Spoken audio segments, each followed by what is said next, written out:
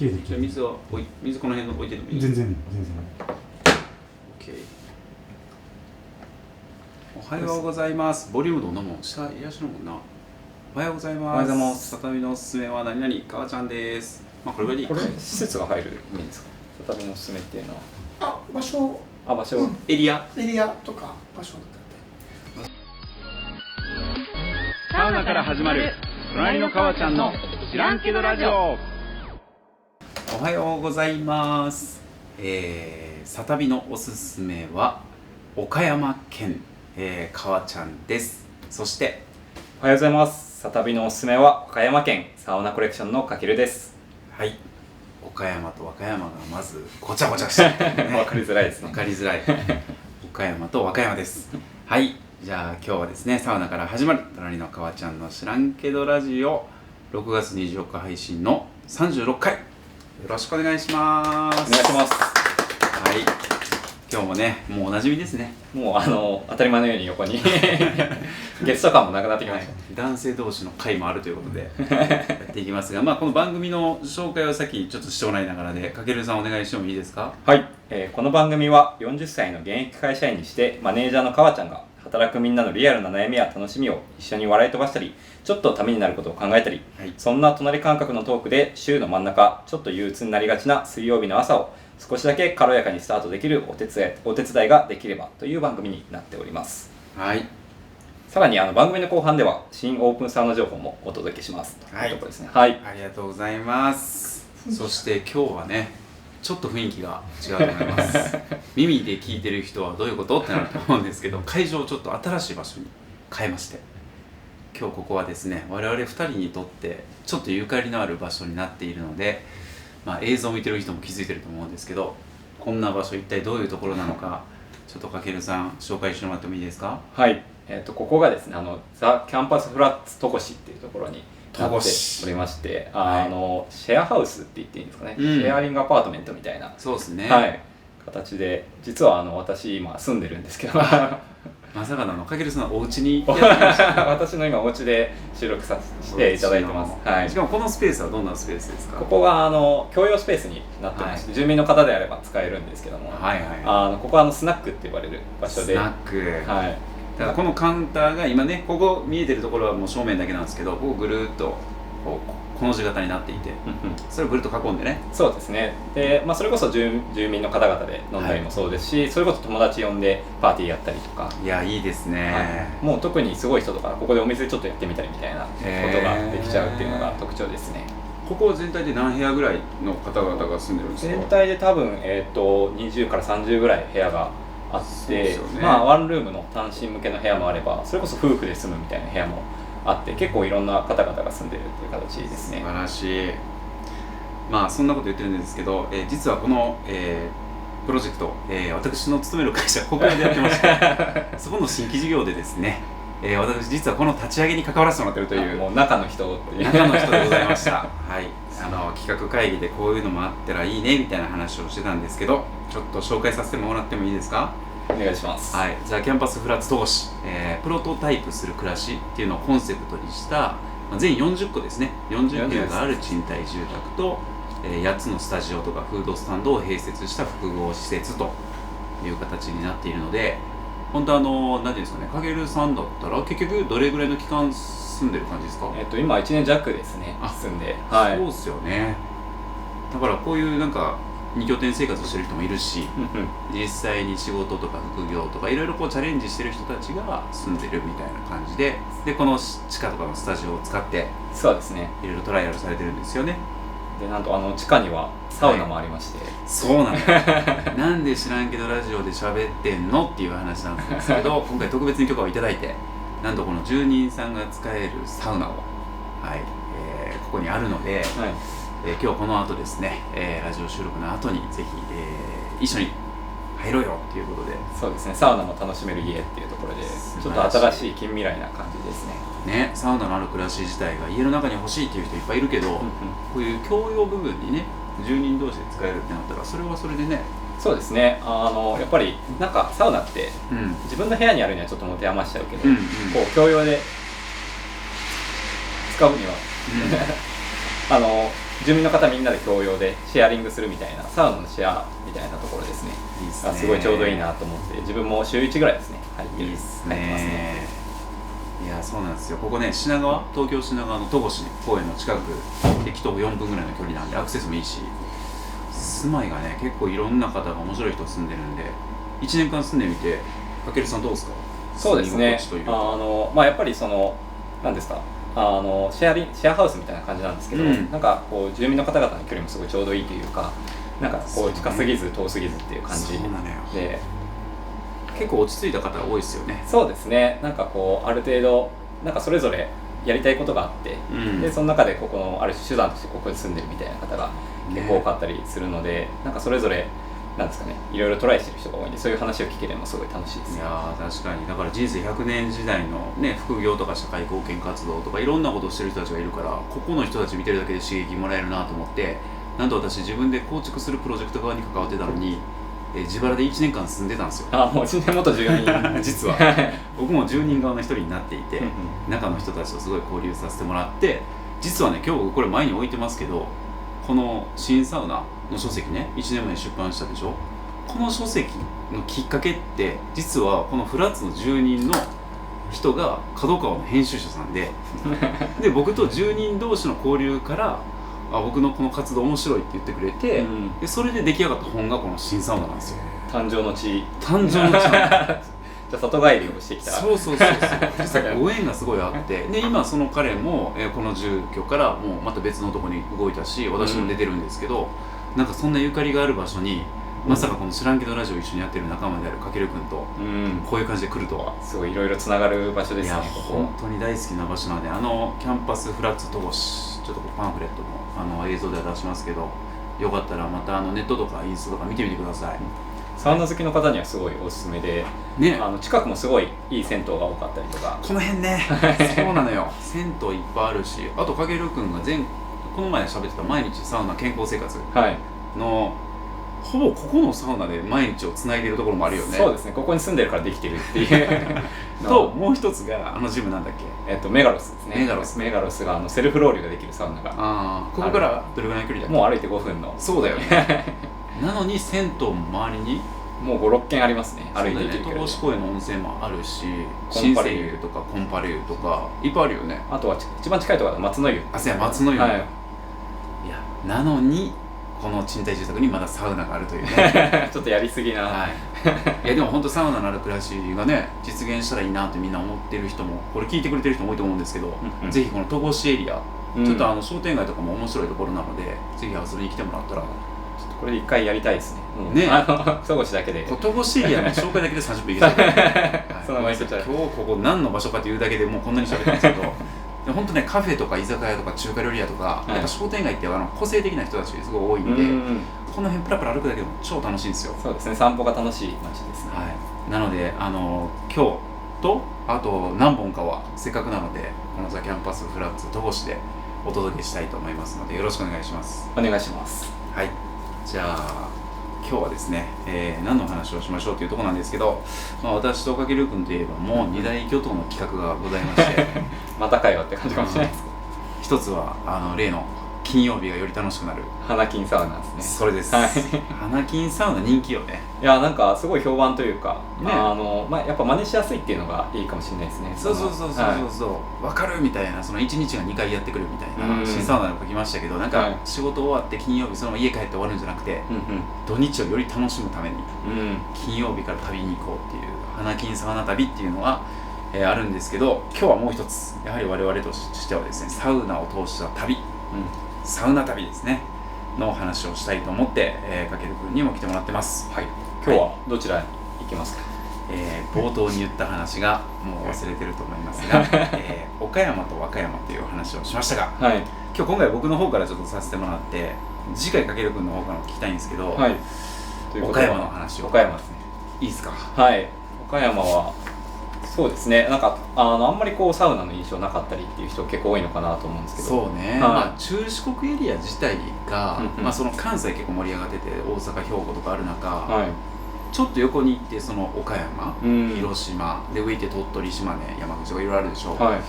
僕もね岡山そんな知らんかったんですよ。でありますかけるくん、今までなんか旅とかそうですね、なんかちらっと寄ったりみたいなところあるんですけど、なんか誰もが知るみたいなところがやっぱまだないかなってところがあるんです。多分穴場がいっぱいあるんだろうなっていう、はい、それを発掘したいと思って、飛び乗って行ってまいりました。穴場会です、穴場会でございます、で今日はね結構いろいろ回ったんですけど、3つ、ちょっとそれぞれまた個性的で全然違うので、紹介したいなと思っているので、この後お話していきますね。お願いします。はい、まず岡山に対してですね、僕らの品川、オフィスとか僕ら品川にあるんで、会社員品川から新幹線、まずどうやって行くのとか、ちょっと岡山遠いんじゃないのと思うんですけど、新幹線でね、品川から岡山ね3時間、もうドアドアというか、気づいたらみたいな。気づいたら品川で僕らオフィスあるんで、仕事終わったと思ってそのまま品川駅行くじゃない、ほんでしっかり、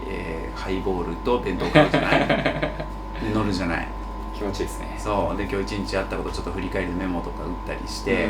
でなんか新しい企画とかなんか考えたいなとか思って、新幹線移動中ほらアイデア思いつくことが多いじゃない。確かに。でちょっとそういうのでハイボール飲みながら考えようかなと思ってスマホもつって、メモ帳開く、その横にあるアプリの漫画アプリ開くちょっと雲行きがそこから韓国系のアプリ漫画、縦スクロールのやつねずっと続くやつ、それ読む、気づいたら岡山や振り返りも企画も何も、振り返りもそこそこに気がつきゃ岡山。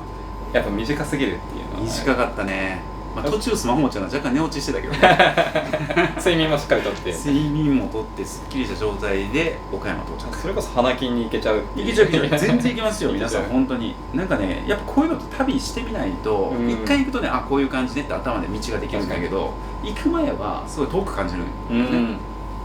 だから今日これ聞いてもらってちょっと騙されたと思って3時間確かにパッて乗ってみてください。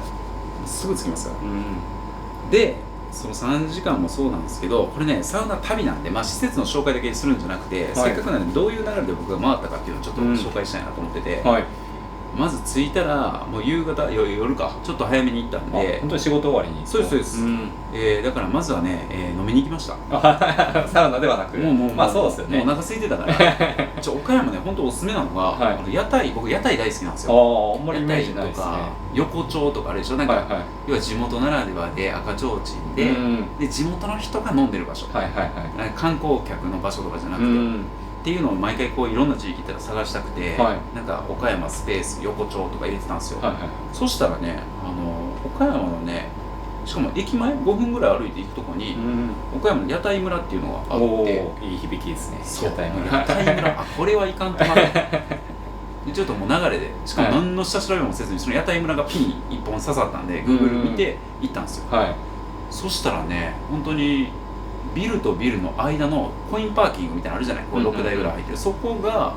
本当屋台のお店が6店舗ぐらい入ってて、で一人一人にオーナーさんみたいなお兄ちゃんとかお姉さんがお店されてるみたいな感じだったんですよね。そうそう、こんな感じすごい、本当にお祭りみたいな。そうこれがね、周りビルなんかすごくて、その6個ぐらい施設あったんですけど、その屋台の一つはお姉さんが唯一女性のオーナーさん、店長さんでサーブされてるお店がアヒージョ専門店やったんですよ。珍しいですね。珍しいでしょ。ここね珍しすぎて僕ね2回連続行ったんで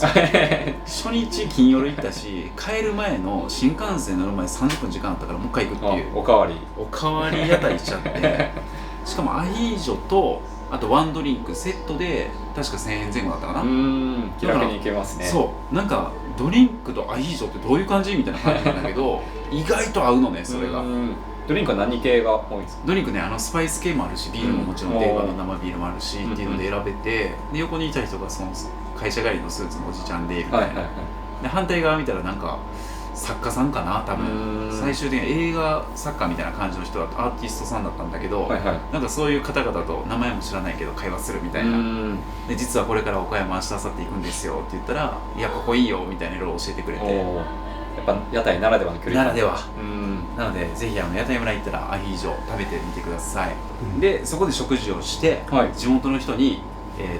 飲みながら横でカウンターで一緒になった人にどこのサウナがいいですかみたいなのを聞くんですよ。もうその現地で聞くっていうスタイル。そうでそれで1店舗ね教えてもらったところがあって、その方が経営者の方だったんですけど、そのあれですね、WR コンディショニング&スパ、おお、RR って書いてるところですね。WR って呼ぶんですけど、うんうん今回その案内してもらった方がサウナ友達の方だったので、はい、その方にですねそこ連れてってもらったんですけど、うんうん、せっかくなのでその施設の情報をですね少し控えているので、じゃあここかけるくんにはい、ちょっと読んでもらいましょうか。はい、お願いします WR コンディショニング&スパというところになりまして、岡山市の北区森の町グレース内に2023年に開業した、両備グループ運営の総合ウェルネスクラブですね。で、天然温泉スパにサウナ、岩盤浴、フィットネス、リカバリー、ゴルフラウンジ、メンバーラウンジというところでたくさんあるような形になってまして、結構会員制というところですね、基本とするラグジュアリーな上質空間というところになっております。そうですよ。いや、そうなんです。ここをねちょっと連れてってもらいまして、行ってみたら建物自体が本当にもう全体商業施設みたいになっていて、で上はマンションとかもある複合施設なんで、ニュータウンみたいな感じそう、岡山で両備グループさんも非常にもう地場の有名なね、もう本当にインフラ企業さんなんですけど、そこがやっている建物とかある中にこういうラウンジがあって、だいぶすごそうですね。よかったっすね。何がいいってそのね、スパエリアも、やっぱもう受付で顔なじみというか会員さんだけしか入ってないので、利用者さん同士が「こんにちは」みたいな感じでちょっとさりげなく上品な方で、そう程よく、いい距離感だったんですけど、その距離感のところがもうスパがめっちゃでかくて大浴場みたいなのが 2,3 個あって、洗い場もドーンとあって、でサウナ室のねまずね入り方があるんだよかわちゃんって連れてってもらったのが、まずスチームサウナ。そうスチームサウナ入って、で真ん中にこうちょっとね求心力のあるようなそういう水汲みみたいなスペースがあって、スチームサウナの中でちょっとロウリュできるみたいな感じなんですけど、そこでまずは体を少しほぐすと、でその後ドライサウナの方に行って、で水風呂に入るみたいなそんな流れがあって、なるほど、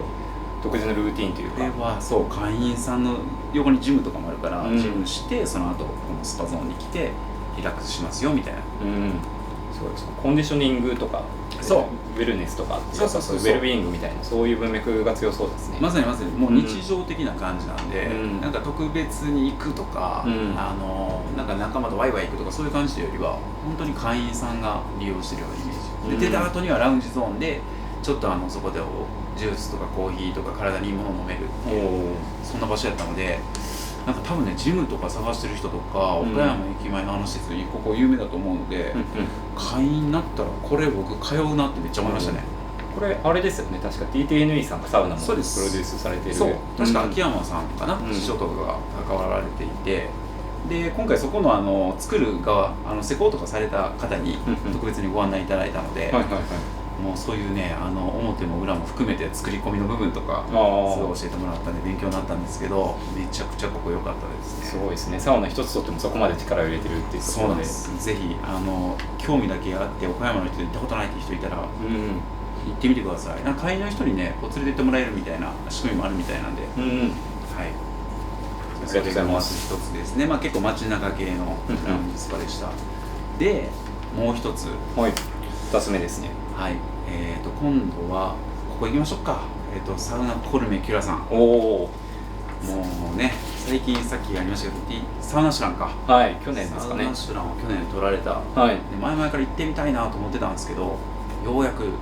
けまして、しかも今回は特別にサウナコルメキュラの代表の方に直接ご案内いただいて、もう作る時の背景とか、そうこだわりとかあって行ってきたんで、ここもかける君ちょっと概要を紹介してもらっていいですか。サウナコルメキュラですね、が岡山市南区豊成に2025年にオープンした男性専用の没入型サウナ施設、で施設名がフィンランド語に由来し2種類のサウナ室と2種類の水風呂を完備しています。で、サウナ室モイモイですかね、これモイモイは2基のストーブとブレンドアロマの芳香蒸気が漂い、木器は木質ペレットの静かな熱が特徴というところで、全部これフィンランド語で名前がついてるんですね。そうなんです。ちなみにキュラっていうのはどういう意味なんですか。これねちょっとねポイントあるんですよ。ポイントちょっと後で言います。じゃあつながってくるからちょっと待ってね、お楽しみお楽しみ。フィンランド語ってところまでは分かった。そういや今どこまでいたっけ。でそうですね。で水風呂ですね。水風呂メリでは水中スピーカーから海中音が流れる没入体験が楽しめるというところで、あとシンボルツリーがあるんですね。シンボルツリーは樹齢700年を超えるオリーブがあって、岡山県初のウィスキングサービスも導入されていて、オープンからわずか半年でサウナシュランに選出された施設となっていいやます。すごいのよ、本当に。でまあすごいとは聞いてたから、川ちゃん岡山行ったら絶対行った方がいいよとはい、聞いていて、で実際行ってその岡山のね地元の方にもアテンドいただいたんですけど、まず何が驚いたってね、車で行ったんですけど、はい、駐車場ってこれ写真なんですけどね、はいはいはい駐車場じゃなくて駐車場って書いてあってカタカナの「さ」が入ってるのね。すごいやっぱこだわりがそこから。看板がもうボーンってあってしかも駐車する車のところにさ、はいはいよくナンバーで1234って番号振ってるじゃない、青空の駐車場、全部数字37って振ってんのよもう区別ができない、全部37数字の37、意味をなしてない数字。意味がなし全部37だからもちろん社長の車もナンバー37だったわ。ああ、もう本当に好きなんですね。好きなんだなっていうのが溢れていて、そうでそこから建物の方に行くんだけど、はい、そこがねまずね工場みたいになってて、おお、この紙類を集めた工場のはいはいはいはい、古紙ですね、古い紙で古紙、はい、それを回収とか、されてるような会社さんがもともと事業を運営されていて、そこのオフィスがあり工場がありの隣の敷地に今回のサウナコルメキュラがあるんですよ。おお、だから三村さんっていう会社がそもそもあって、はいはいはい、でその横にサウナコルメキュラがあるので、サウナ利用者はそっちのサウナコルメキュラの方に行くんですけど、いよいよ先ほどの質問、お、キュラって何ですのっていう話ね。ずっと気になってます。はい、なんと、サウナの後のコルメっていうのは、数字の3って意味なんですよ。お、3ですね。そう、123、はい、ザ・サウナとかでもあるでしょ。コルメありますね。ユクシとかカクシとかでしょ。はい、ユクシカクシで次コルメなんですよ。つまり3ですね。はい、でキュラは村っていう。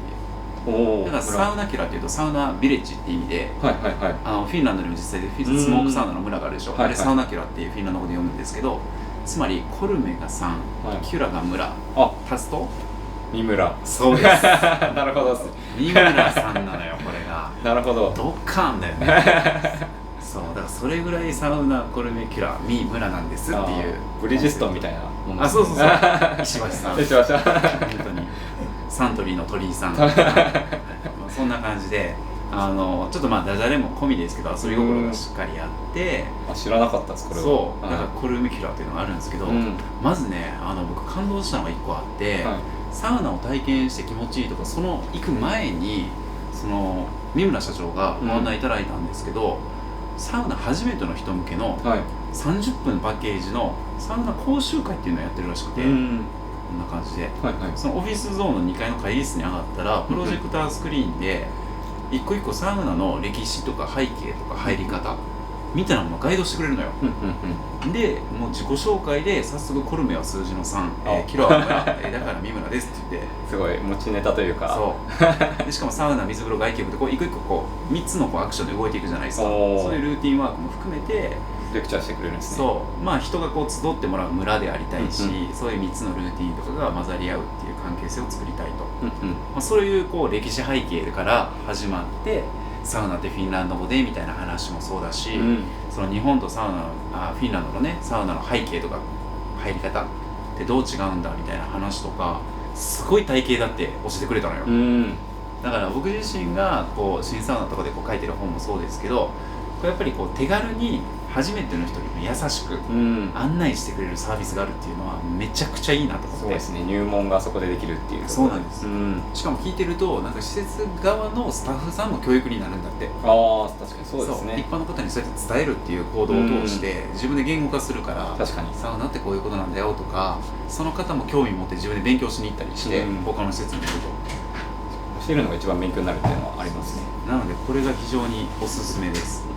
でサウナ室入るとさ、どこの段が一番熱くてどこが一番ぬるくてみたいなその違いがあるんだよみたいな話とかも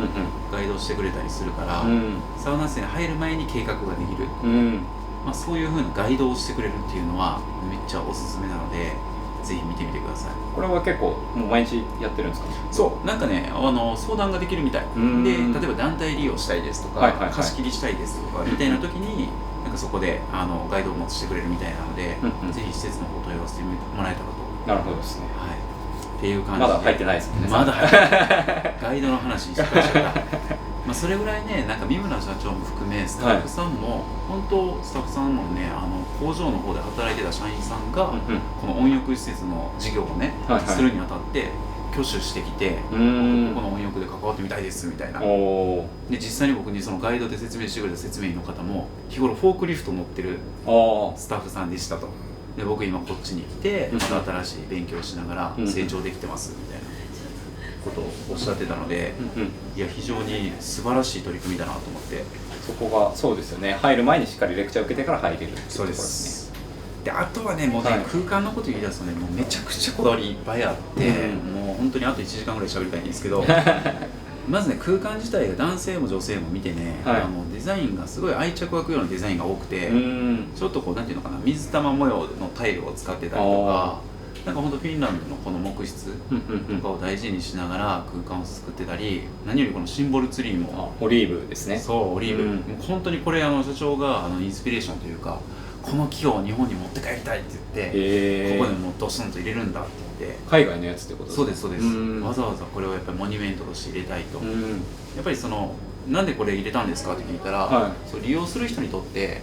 ここに来て自分の気持ちとか心を切り替えてもらう、なんかそういう分かりやすいきっかけを作りたかったっていうことをおっしゃってて。なるほどですね。ちょっと非日常をここでっていうことですね。でまたねこれ夕方ぐらい暗くなってからねここライトアップされてるところがすごい良かったのよ、帰る時見た時。なんかぼーってするときなんか一個こう見るものがあるといいっていうのはありますもんね。なんか焚き火効果もそうだし、ストーブもそうだし、なんかそういうところを眺めながら過ごせるっていうのが良くて。ほんとシンボルですね。そうなんです。であとはもうサウナ室入ってもそのストーブ、面白かったのが一番大きいサウナ室にハルビアのストーブと、もう一つどこだティーロか、ティーロのストーブ2種類置いてあって。ダブルなんですね。そうなんですそうなんです。でそれなんでですかって聞いたら、それぞれ蒸気の立ち上がり方とか熱の入り方とかやっぱ違うから、それぞれの個性を生かしたチューニングをしたいとってことをおっしゃっていて。こだわりがこだわってんな社長なんかお金をしっかり出してねスタッフのためにやりますではなくて、なんとですねこのサウナ入ってたら社長自らそれではお時間になりましたのでって言って、アウフグースもそうだし、その香りのアロマが入ったマガジンボックスみたいなの持ってきてたのね。でもガバッて開けたらもう20種類ぐらいのアロマボトルがあってでそれを今日僕ら川ちゃんが来てくれるから、おもてなしで独自のアロマ調合を今日してきましたと。オーダーメイドで。そうでそれを今からロウリュしますねって言ってやっていただいたんで。すごいですね。自らそう香りとかのこだわりをもう自ら社長もこう研究されて、でやっぱ社長がそういう姿勢だとスタッフチームも探求心がすごくて、じゃあ僕は音楽のところでこだわりたいですとか、ちょっとビジュアルで見せるところでやりたいですとか、熱波を僕受けてきます練習しますとか、やっぱそういう仕組みになってるっていうのが実性が育まれる空間ですね。そうこれはねびっくりした。なんかここまでなんか作って終わりじゃなくて、彼らはその作ってから育ててるっていうのをすごい強調してて、だからね半年でねサウナシュランも一つすごいとはもちろん思うんですけど、やっぱ月間1000人以上が来てるみたいなっていうのは、やっぱねそういう変化させながら持続させる、このね熱量がちゃんと持続してるっていう、何回行っても楽しめるっていうところですね。で毎回変化させてるんですって、そういうこだわりがっていうところがね随所に現れてるサウナ施設でした。まだまだ話せそうですね。いやまだまだだいぶかいつまんで言ってるんだけど時間の限りと思って。で出てからねタコスとかオリジナルのクラフトビール、そうこういうゴチサウ様っていうまたサウナが、そうビアアフターサウナっていうね、ステッカーもすごい可愛いんですけど、このゴチサウ様っていうのも書いてたりするので、ぜひ出たらですね受付エリアに少し飲食できるゾーンあるんで、そこで出てから食べてもらったり飲んでもらえると満喫できるかなと。サ飯まであるんですね。でしかもそんなサウナコロミケのかっこいい看板に私サインまで書いてくださいって言われてすごいアートみたいな。こんなメインのところに書いていいのと思ったんですけどちょっと書かせていただきまして、新サウナも現地にあると思うので、じゃあ行ったら出会えるぜひコルメとキュラの由来はから見てもらったら確かにそれ言えたらかっこいいですね。いやそうなんです楽しいかなと思います。いやめちゃくちゃ行きたいですね。ありがとうございます。では最後ですかね。そうですね、最後の施設も言いたいんですけど、夜中はぜひ中華そば山藤へそれはサウナ後にサウナ後に、そうもう12時ぐらいでも空いてる中華そばなんですけど、めちゃくちゃ美味しかったんで、だからサウナして飲んで、もちろんね岡山といえば牡蠣とかも有名ですし魚介もね瀬戸口で美味しいので、その後、山口行ってみてください。岡山何ラーメンですか？これね中華そば系だからまあ醤油だしの、はい、うん、美味しかったですね。ラーメンの日本全国どこでもありますもんね。そう、うん、でまあこういうのも開発こう巡っていくのもいいよね。うん、そうですね。やっぱセットというかサウナとラーメンを、はい、これでちょっと行ってもらって、であと最後一つですね。いや一つじゃないな、もっと言いたいのかな瀬戸にてっていうところもすごい良かったんですけど、知ってます？いや、なんか聞いたことだけありますね。そう、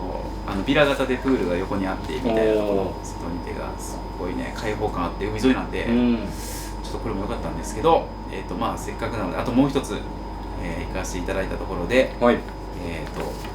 風ですね。風、はい、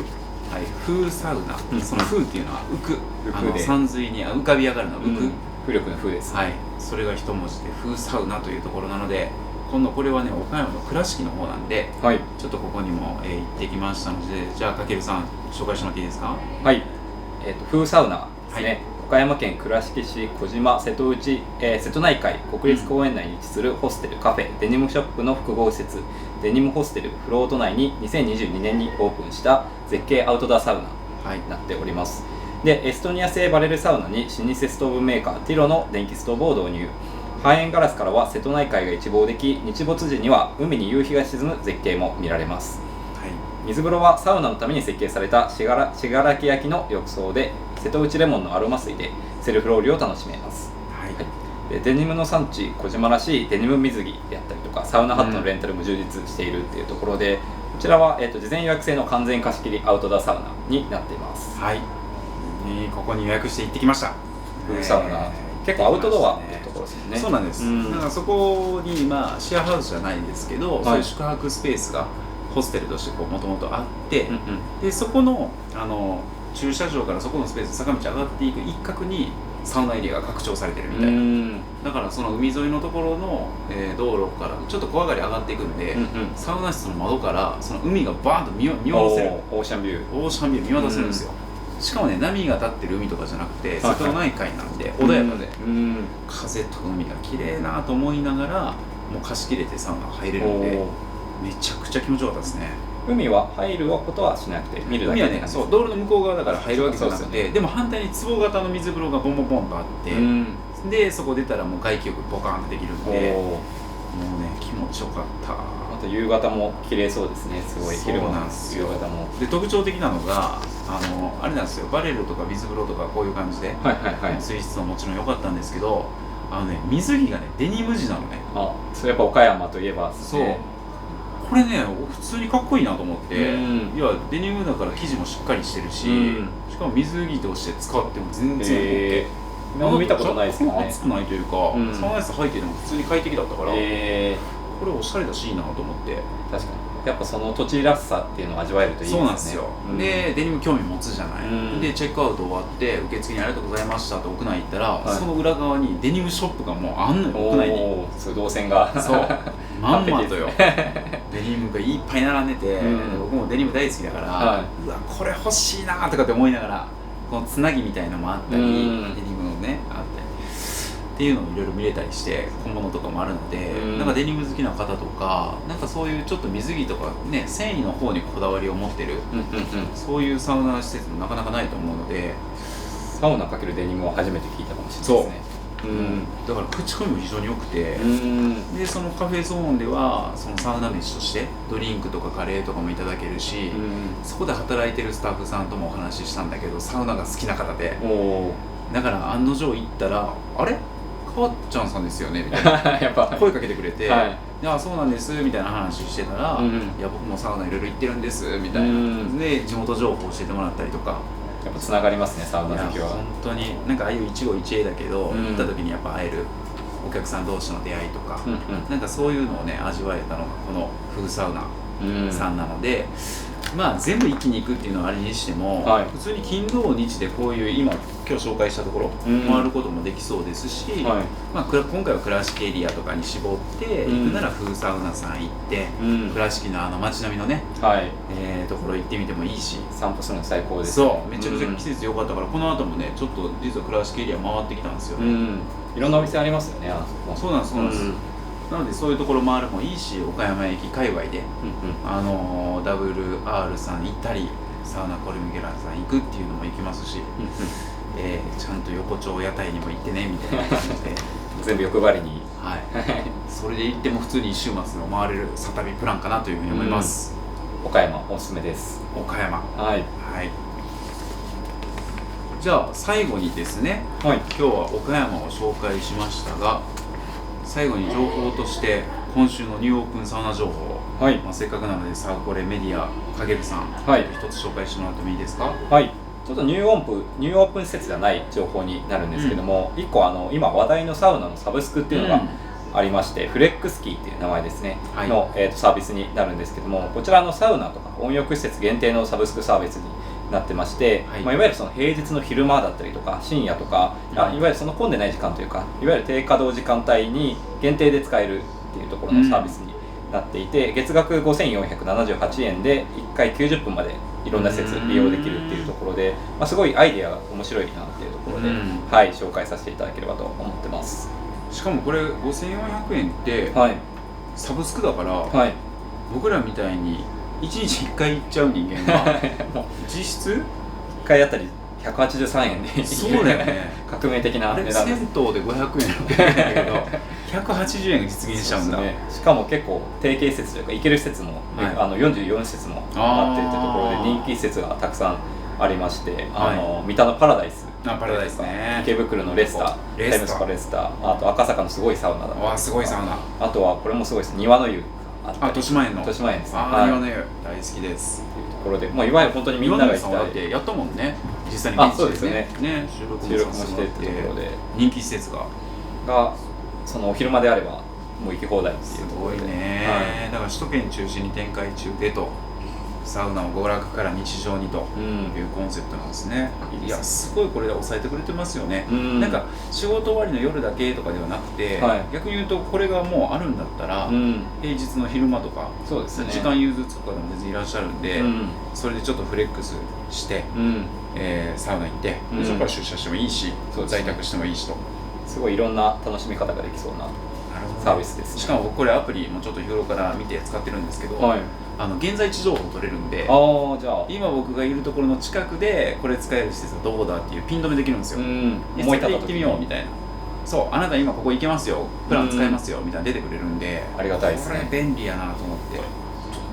あれが間違ってます。すみません、こっちで言ってもらっていいですか。すみません。はい。金額のところですね。フレックスキー、金額が5900円というところですねに、税込みでいうと6490円というところで、1ヶ月楽しめるような形になっているので、1回あたりでいうと217円ですね、税込みになっています。毎日通うと、はい、200円安いよ。毎日行きましょう。これは200円ちょいで行けるなんてそっか、だからもう生活リズムこれで変えちゃってもいいわけだね。そうですね、フレックスキーに合わせてっていうところで、もうすごいフレックスキーを使って毎日の時間もフレックスに、フレキシブルに。これは私は勝手に今言ってる話新しい声でもなんかそんな感じなんで、UI、UX がアプリもすごい使いやすいんで、なんかパーってこう移動しながら見てもらえるといいと思いますし、狙っていってもいいしね。確かに施設側も嬉しいですよね。お客さんが少ない時間帯ってやっぱりあるんで、そこに来ていただけるってところで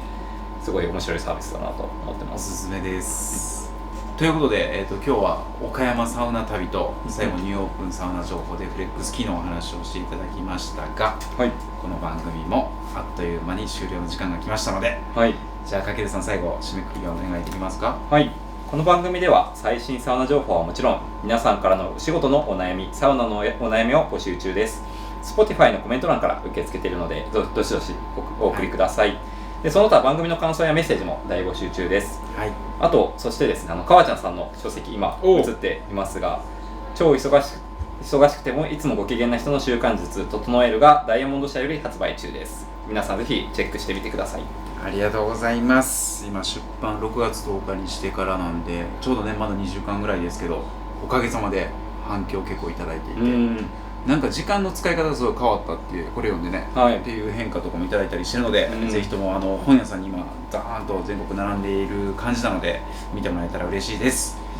はい、ということで、ここまでのお相手は川ちゃんこと川田直樹とサウナコレクションかけるでした。はい、また来週水曜日の朝7時にお耳にかかりましょう。そして皆さん今週もお仕事頑張っていきましょう。では、